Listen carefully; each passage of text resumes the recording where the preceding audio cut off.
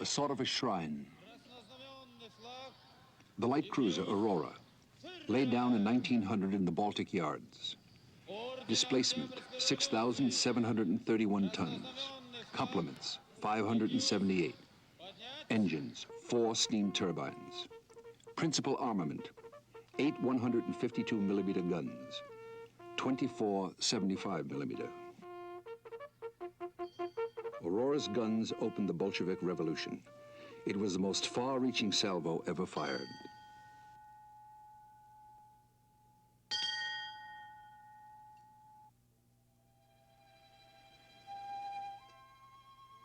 The Baltic Sea. Here, Peter the Great launched Russia's first navy. Here, in 1917, Lenin began the revolution that founded the Soviet state. And here, in the early summer of 1941, the last moments of peace were spent.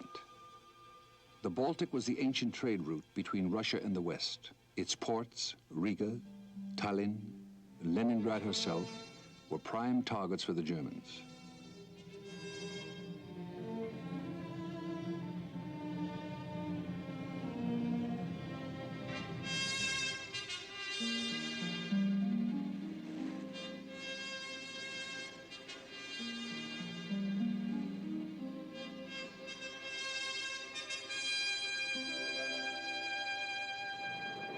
Three days before the German attack began on June 22, 1941, the Soviet Baltic Fleet moved to number 2 alert.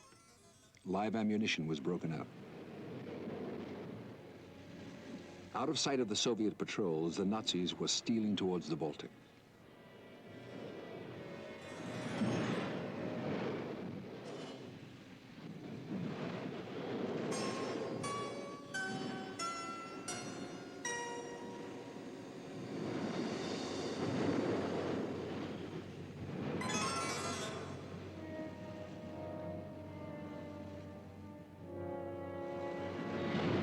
Days before there was any declaration of war, the German Navy began to lay mines in the Gulf of Finland, in the approaches to the Baltic Fleet's bases.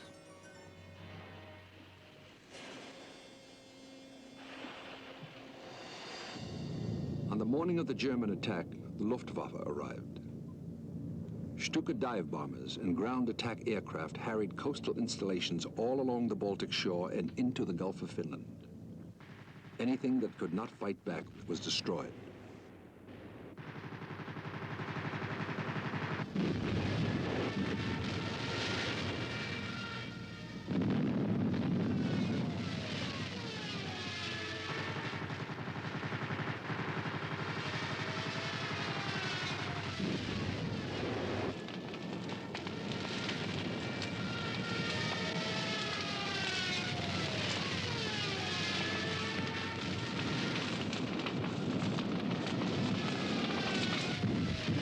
The Baltic Fleet was on alert, unlike some other Soviet forces.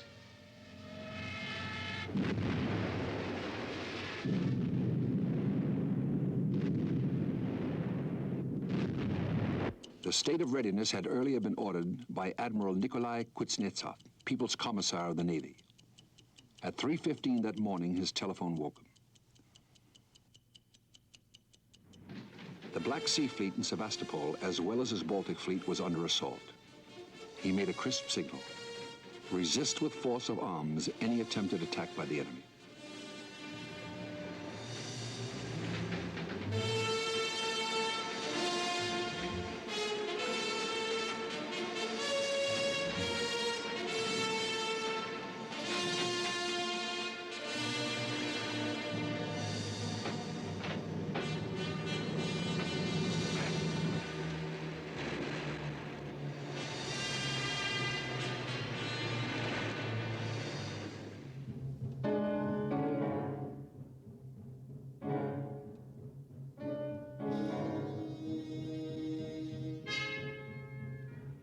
Plan Barbarossa intended to take the Soviet naval bases in the Baltic by land. The German Army Group North battered its way along the coast toward Tallinn and Leningrad. In its path, 70 miles inside the Soviet border, lay the resort town of Liepaja, famous for its lime trees.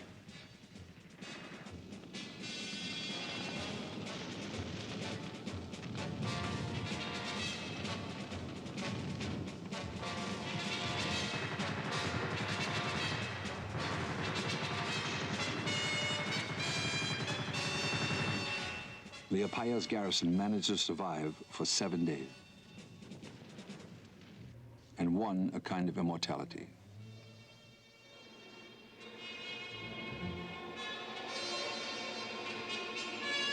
They lay where they fell, under the sky and the salt spray, for 3 years.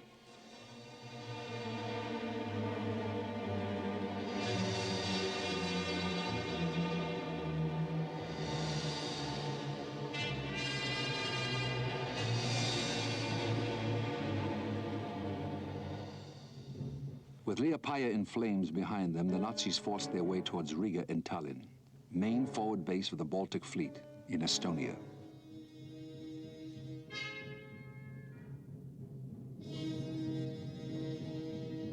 On July 19th, Army Group North was ordered to prevent the Soviet naval forces from withdrawing from Tallinn to Leningrad.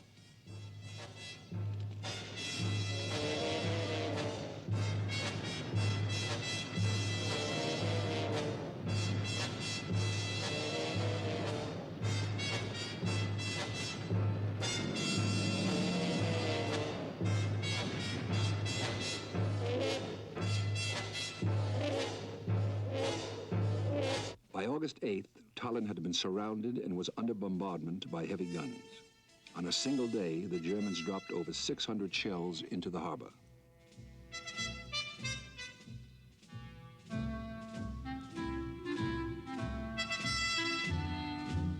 Sailors from the fleet were the mainstay of the defense. Among them was Yevgeny Nikonov. He was wounded and captured. Seeking information, the Germans blinded him and then poured gasoline over him and made a torch of him. Nikonov was 19.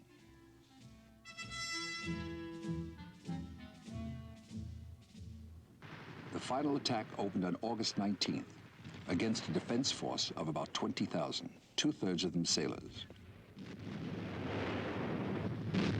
The heavy guns of the fleet backed them up from its moorings.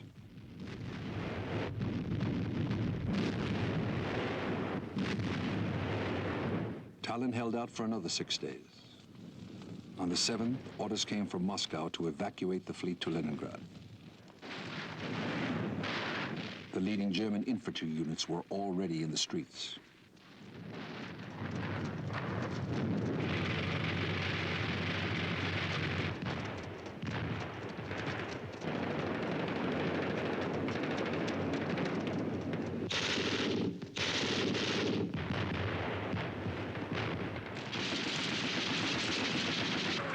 The Soviets began to burn supplies, installations, surplus ammunition.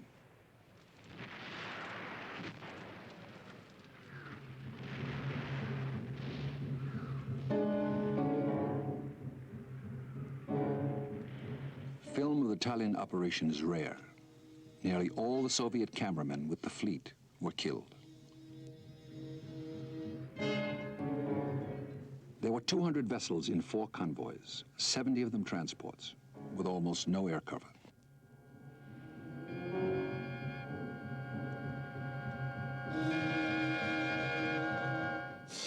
Almost at once, the Nazi bombers found them, steaming north and east. They were 220 miles from home, 150 of them through a gauntlet of German shore batteries, and 75 miles of them sown with thousands of mines. To clear the minefields ahead would have needed 100 minesweepers. The Tallinn fleet had 10.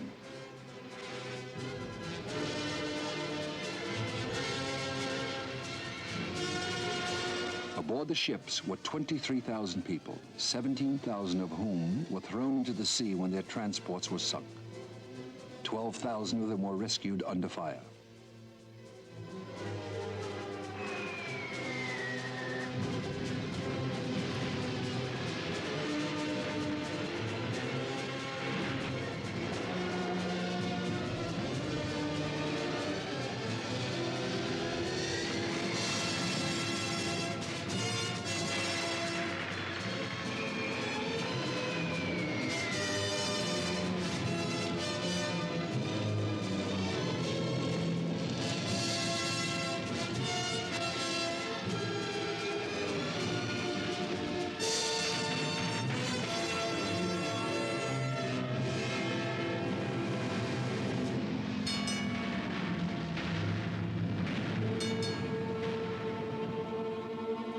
One by one, the Soviet ships went down.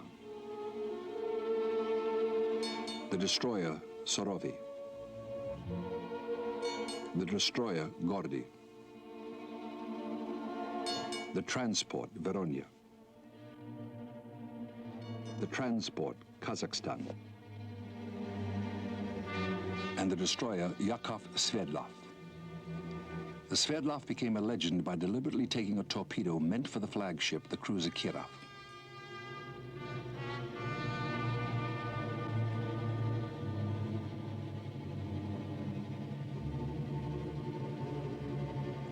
Sverdlov lost all but 3 of her complement, including her captain, Alexander Spiridonov.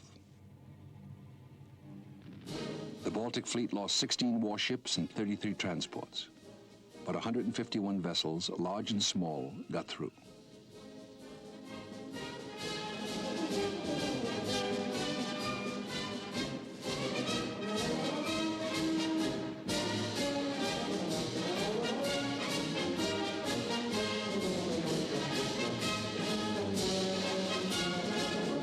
At Leningrad, coming into the great base of Kronstadt, they were welcomed by Admiral Kuznetsov and Andrei Zhdanov, leader of the Leningrad Communists. Reunited, the ships of the Baltic Fleet now lay at Kronstadt, in Leningrad Harbor and in the Neva River.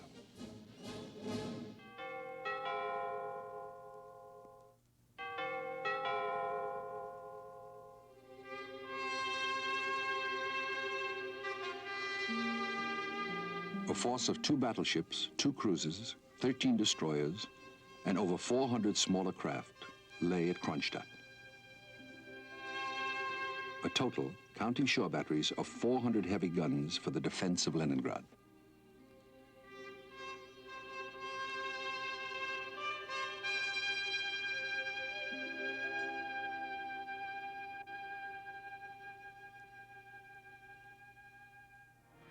Before the year was over, the fleet released nearly 84,000 sailors for shore duty. The ships afloat had only a third of their complements left.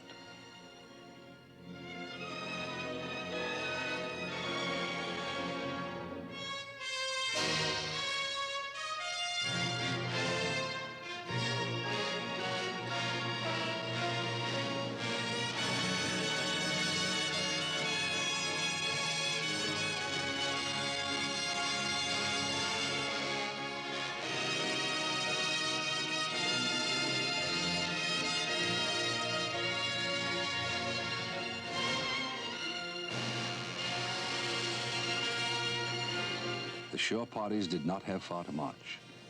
The front line began in the suburbs of the city.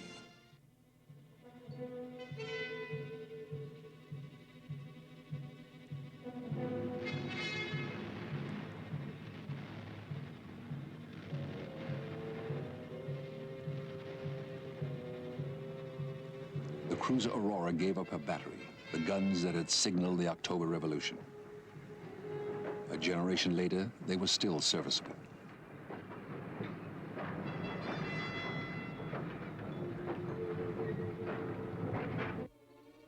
The most powerful naval force lay in the Kronstadt roads. The battleships October Revolution and Marat, and the cruiser Kirov, supplementing the guns ashore.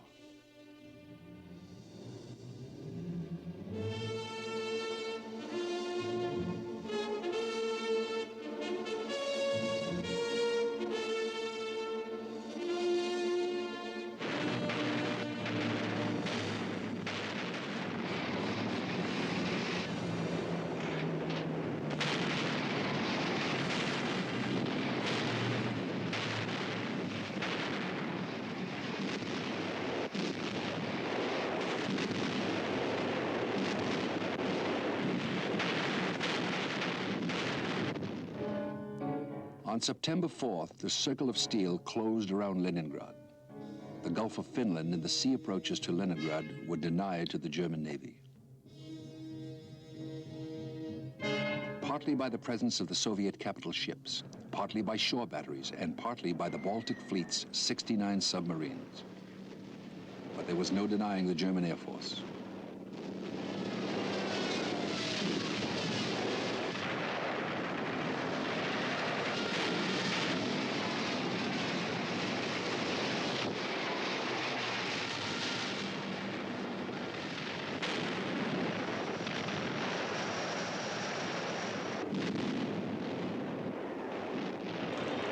sailors were not to be shifted.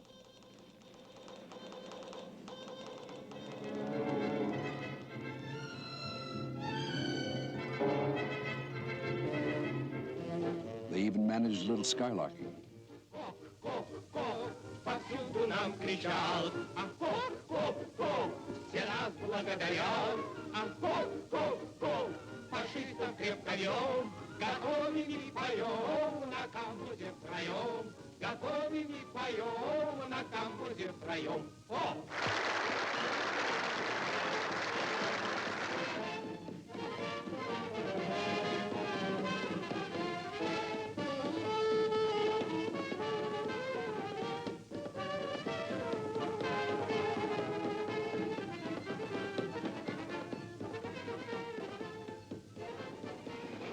In the late fall, the Baltic turned savage.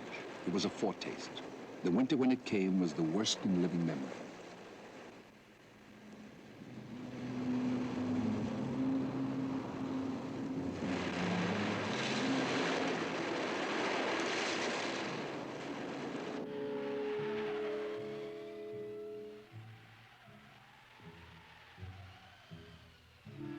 Locked in the ice, the Baltic fleet shared the rigors of Leningrad's terrible siege.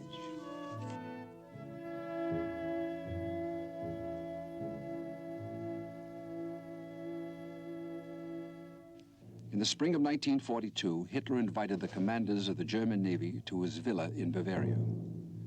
Grand Admiral Erich Raeder and Grand Admiral Karl Dönitz, architects of the U-boat war.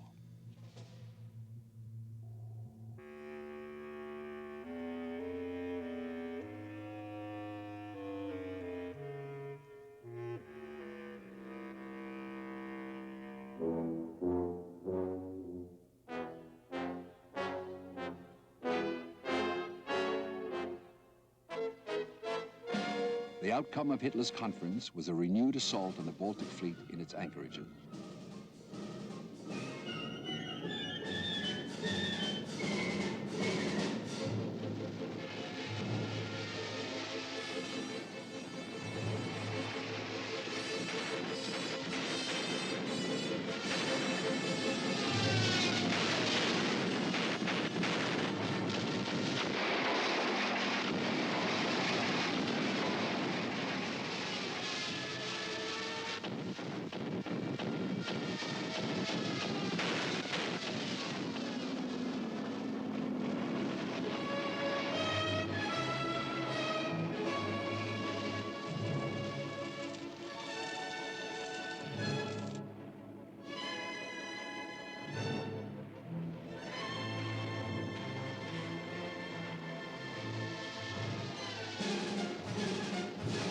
The result was the same.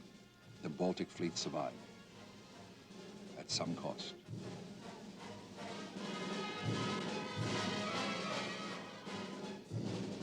The Baltic fleet's submarine arm numbered 69. It was commanded by Vice Admiral Vladimir Tributs. Though the approaches to the open sea had been heavily mined, the Soviet submarines came and went regularly on missions into the Baltic.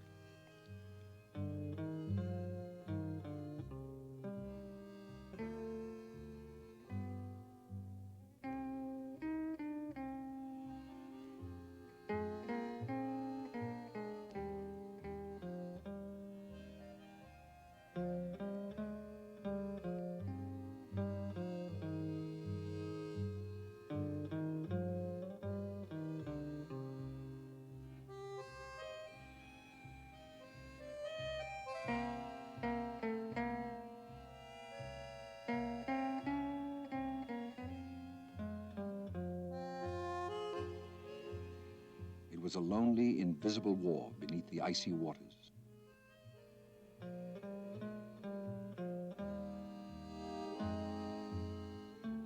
Their targets were freighters carrying iron ore to the German war machine from Norway and Sweden, troop transports, any German warships that might venture out of port. There was no place to run to, nowhere to take cover. Nothing to do but wait down in the ocean depths.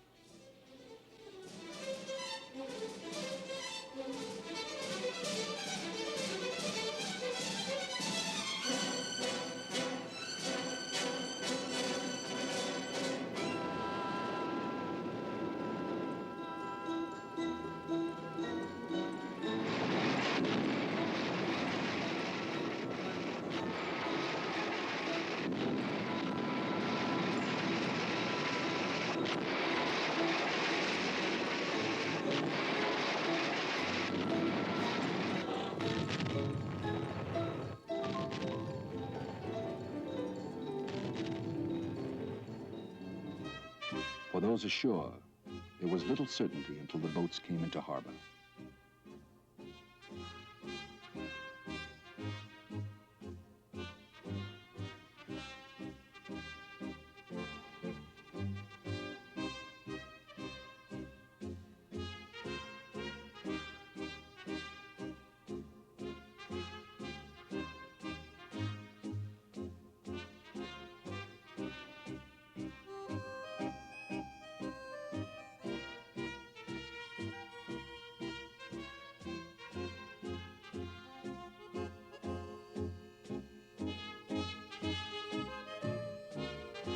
They kept a tally of their successes. Their failures, the ocean covered. For the small craft of the Baltic Fleet, operating close inshore in surprise attacks, the action was always sharp and vicious and costly.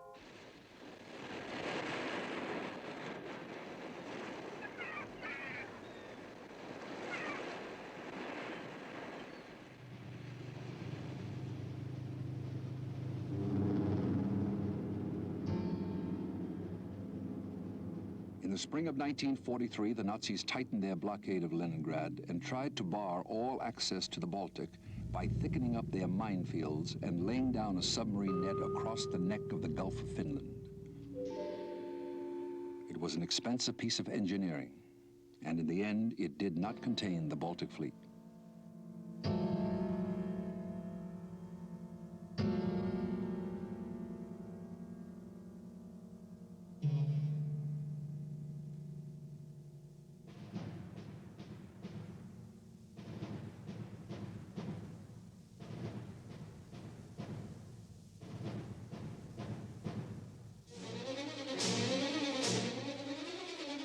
In the spring of 1944, the Baltic Fleet put to sea.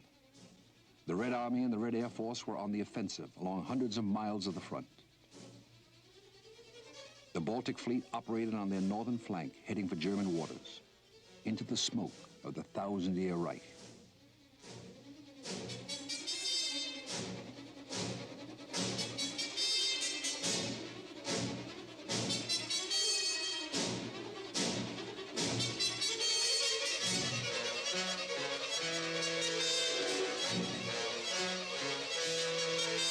Among them were American torpedo boats, sent under Lend-Lease and manned by Soviet crews.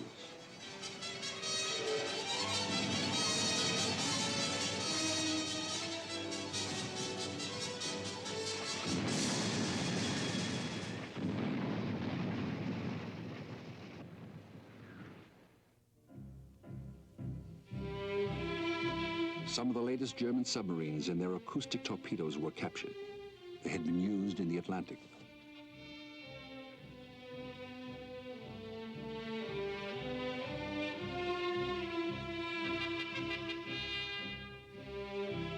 Stalin gave the technical information to Churchill. Torpedo boats, the cavalry of the sea. They had fought throughout the Great Patriotic War, and now they were to taste the victory.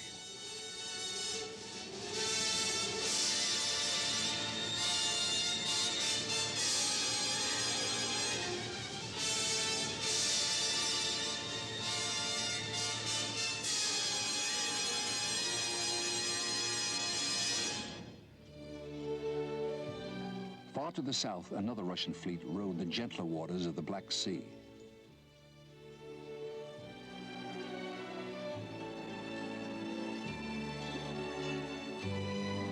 Traditionally, the ice-free Black Sea ports were the only ones that could give Russia easy year-round access to the west by sea.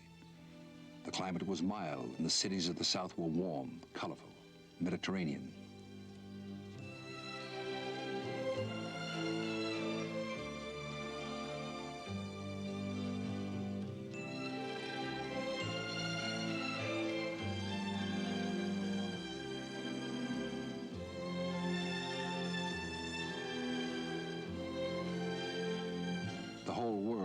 Odessa. From the movie, Battleship Potemkin, a testament to the revolution of 1905.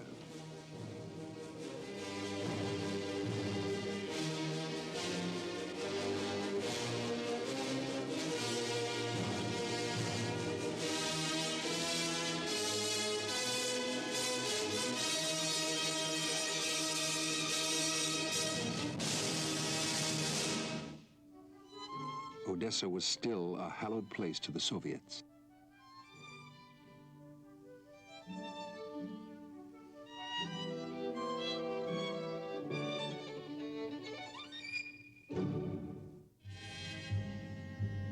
The orders from Moscow were to prepare Odessa for siege. A force of 19 divisions, all but one of them from Romania, Germany's ally, was heading for the city. The Soviets were outnumbered 8-1.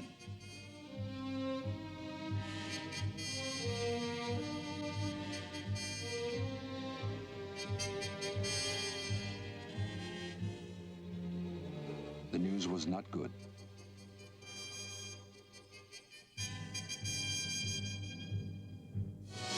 Like their masters, the Germans, the Romanians laid waste everything in their path.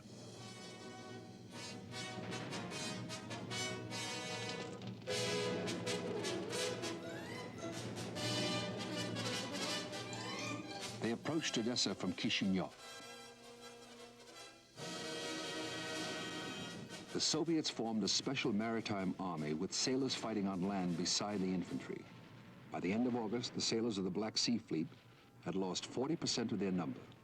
The Marines, twice that.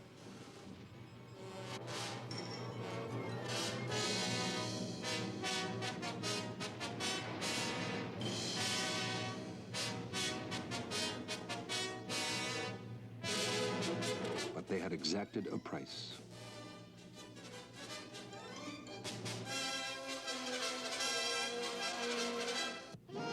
On August the 20th, the Nazis renewed their assault. They forced their way within 7 miles of the city.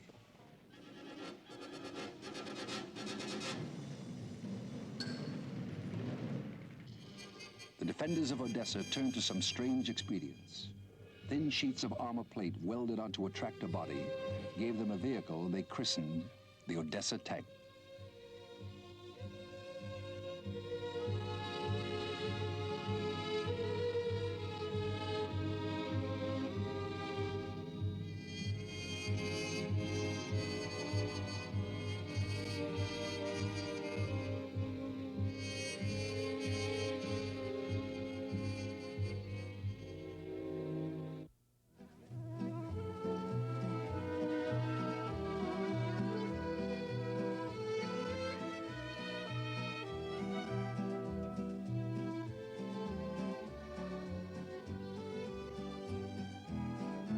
An old song of the Russian Navy was Variat. It called the comrades forward for the start of the last parade.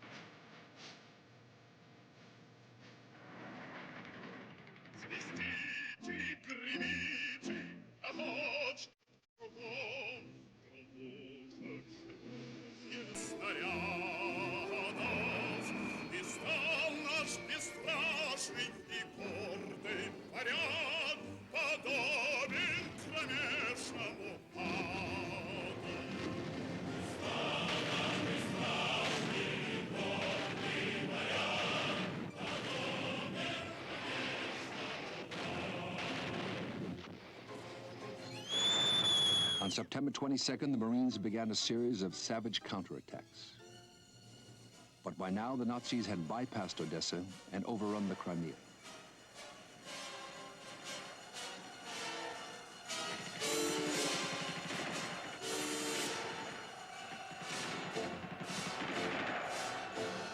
The losses inflicted by the defenders of Odessa were enough to slow the German advance, but not to reverse it.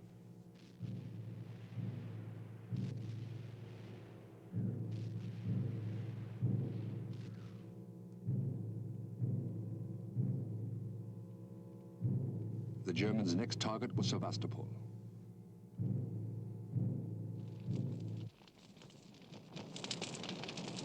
The Soviet High Command judged that Odessa's landward defenses could not be held indefinitely. They ordered Odessa evacuated. It was a calm, well-organized operation.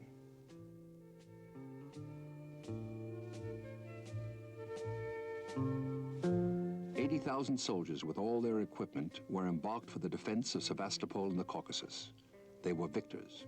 They had killed 70,000 Romanians, wounded 100,000 more, and sapped the Romanian army's will to fight.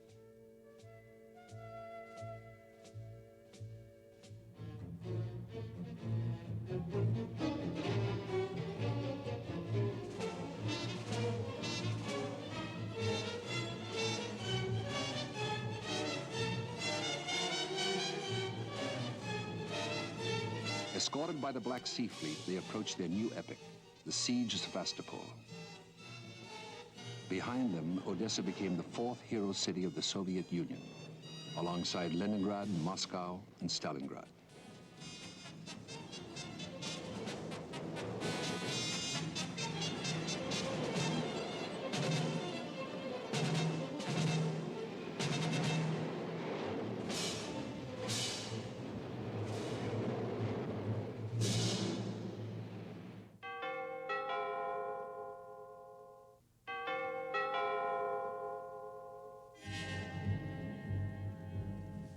Sevastopol, the Soviets' principal naval base in the Black Sea and Russia's Gibraltar.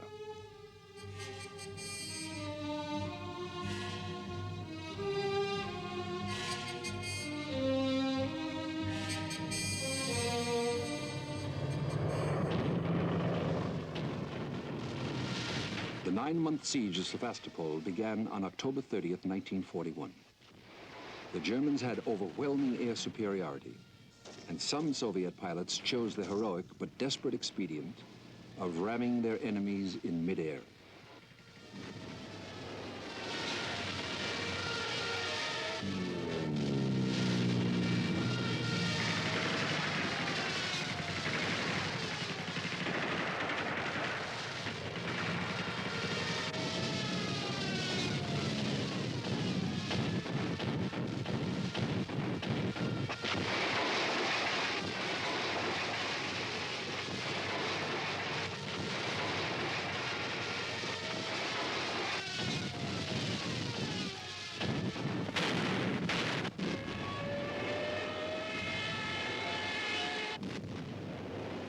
On the ground, the Soviets were outnumbered 2-1.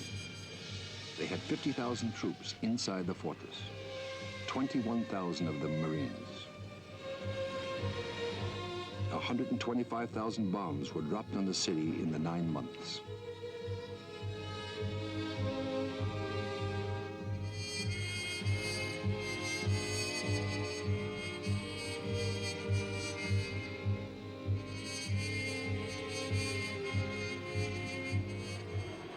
The Germans brought up a super-heavy howitzer. It had long since reduced the Belgian and French forts. Now it went to work on Sevastopol.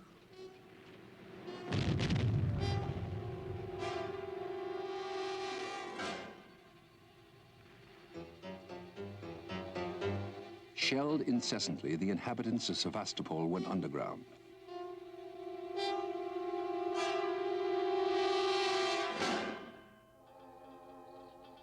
Inside the towering cliffs of the North Bay, there were huge caves and labyrinths of tunnels. The wounded could be treated in safety.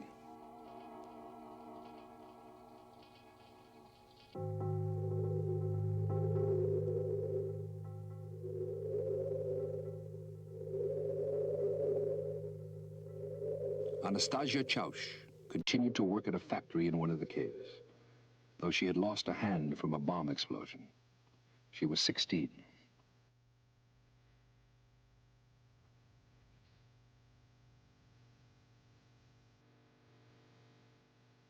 The factory made shells, mortar shells, mines, grenades, 24 hours a day.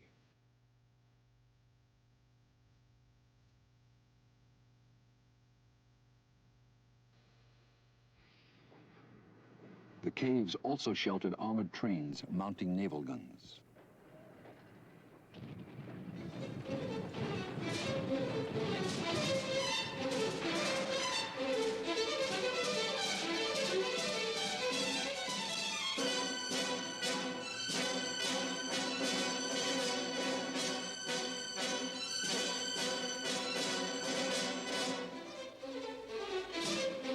Five Russian sailors performed an act of extraordinary heroism. Tying bundles of hand grenades around their bodies, they threw themselves under the advancing tanks. They were Nikolai Filchenkov, Ivan Krestoselsky, Vasily Sibulko, of Yuri Parshin, and Daniel Odintsov. Not even snapshots were left. The garrison of Sevastopol numbered 106,000, the majority of them sailors.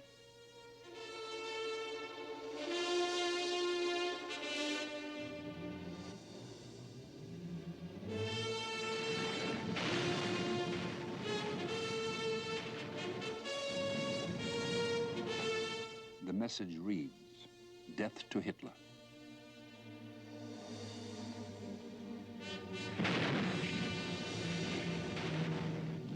On June 7th, 1942, the Germans launched their final assault. Von Manstein, the German commander, could see the whole battle line as it ground back and forth. With the enthusiasm of a connoisseur, he wrote, "By day, one saw the clouds of rock and dust cast up by the bursts of our heavy shells and the bombs dropped by German aircraft. It was indeed a fantastic setting for such a gigantic spectacle."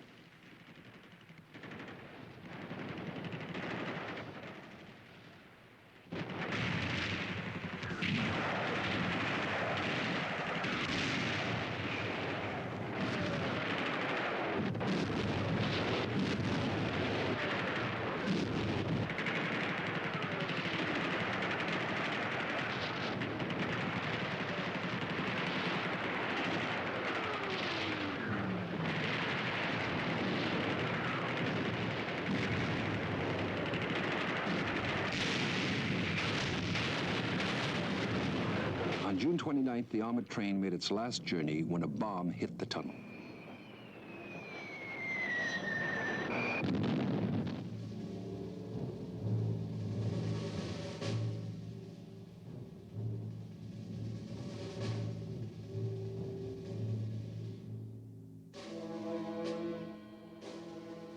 On June the 30th, after 2 days of vicious street fighting, the Germans reached the port area. 4 days later, the fortress surrendered. In their final assault, the Nazis had hurled 46,000 tons of ammunition into the city and dropped 20,000 bombs. Scarcely a building was left standing. The siege had lasted 250 days and nights.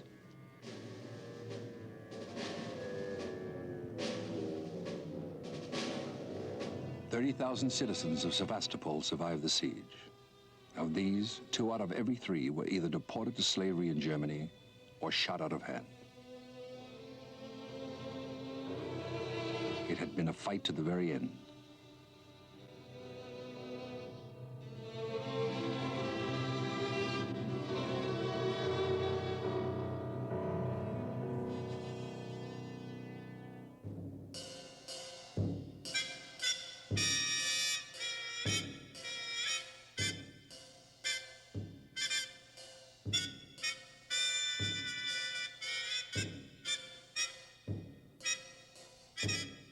Now the Nazis were masters of the whole Crimea.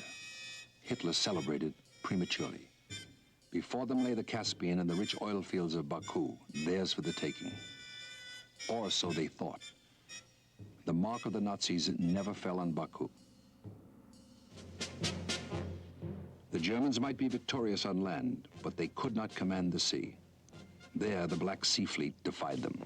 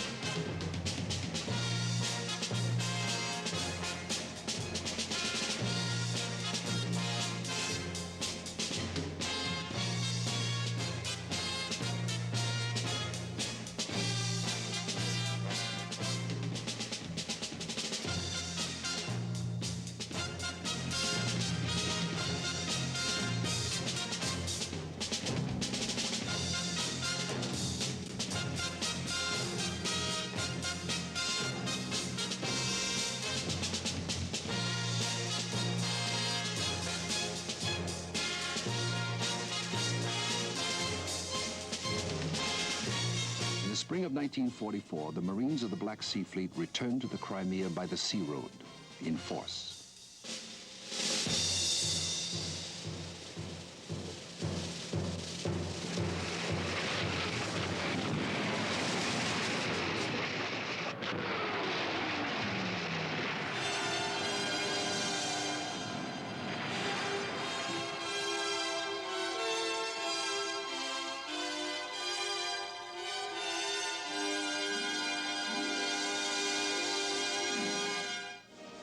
It took them only a week to recapture Sevastopol, and then the Black Sea Fleet came home.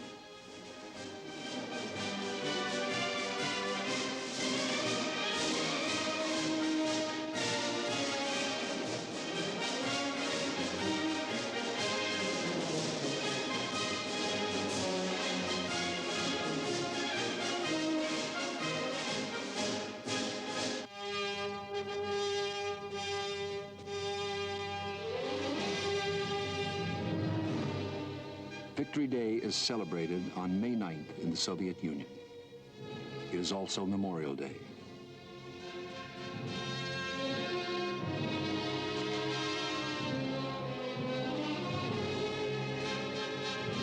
On that day, every year on the Baltic Sea off Tallinn, where the Baltic Fleet fought for its life in 1941, the Russians remember.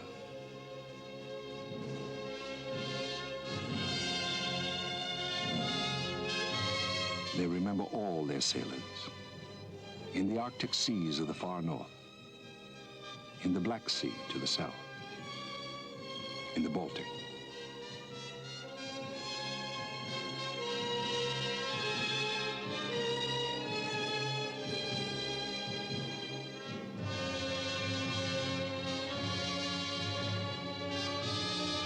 They remember the courage, the sacrifice of those who sailed in the unknown war, who rest forever in the timeless sea.